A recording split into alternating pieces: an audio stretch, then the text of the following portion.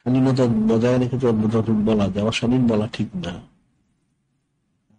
হেদায়তের ক্ষেত্রে আবার যিনি তালিমের ব্যাপারে তো যতটুকু সম্ভব উদয়নের অধিকার আল্লাহ বিল হাসানাতে মওয়াজিজাল হাসানাতে উত্তম হিকমতে উত্তম কথা দিয়ে তার হিকমতের সাথে মানুষকে ডাকো। আল্লাহ বললেন উদউ সাবিলি রাব্বিকা বিল হিকমতি ওয়াল মাউইজাতিল হাসানা। আল্লাহ ওনার রাস্তা ডাকো হিকমতের সাথে উত্তম কথা দিয়ে, তাহলে যদি হেদায়েত হয়। যদি না হয় চাপটা তার উপরে।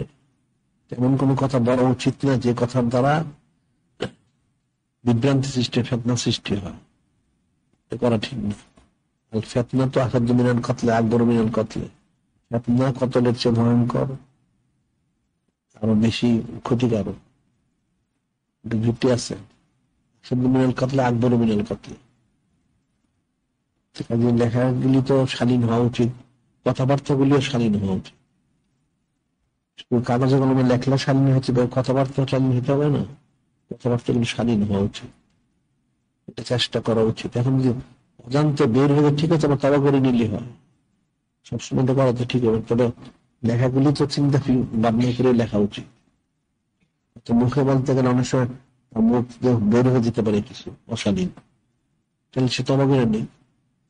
আর লেখার সময় তো চিন্তা ভাবনা করে লেখা উচিত, ঠিক না।